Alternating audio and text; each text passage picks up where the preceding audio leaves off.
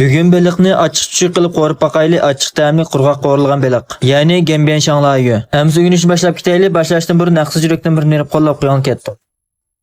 Avval beliqdan birini tayyor qilamiz va qaysi tipdagi beliq bo'lsa bo'laverdi. Ondan beliqni o'zimizning xohlaganicha parchalab olsak bo'ldi. To'g'rab tayyor qilgan beliqni qachidan birsiga selib, ustiga biz to'g'rab tayyor qilib olgan zanjivil va so'ng piyozning ko'kini selib, ondan mushnudek ravrus xo'rozning tuxumidan birini chiqib, keynidan yarim qush atrofida kavachin talqini va nayt az miqdorda tuz sepib etib, mana mushnudek qo'limizni rosa aralashtirib, 20 minut atrofida tamlamtirib olamiz.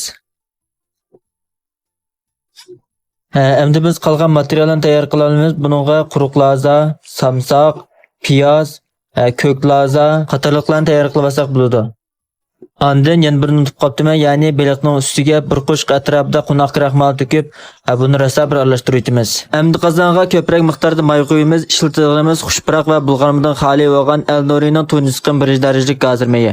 May ravrs qizigandan keyin avval beliqning beshini selib, birdan turg'izib olgandan keyin keynidan aqib qolgan beliqning go'shtlarini solamiz.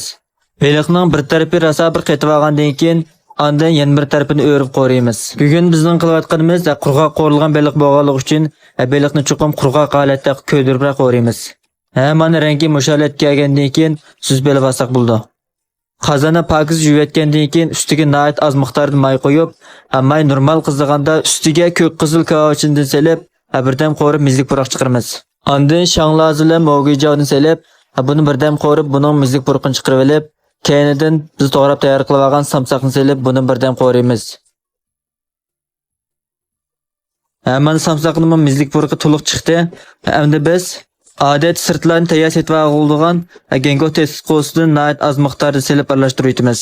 Buni birdan aralashtirib qo'rib olgandan keyin ta'min tanglashga nayt az miqdorda tuz, vejing, jijing selib to'xtamay aralashtirib qo'raymiz. Endi biz bayab suzib tayyor qilib olgan beliqni selib, ustiga to'g'rab tayyor qilib olgan ko'k lazni selib etgandan keyin o'tni yuqori holatda ichib, to'xtamay aralashtirib 20 sekund atrofida qo'rib, taxsiga usib iste'mol qilsak bo'ladi. Sizlar oila bir sinab baqsanglar bo'ldi, to'rdashlar. Qilish uncha ta'sir emas.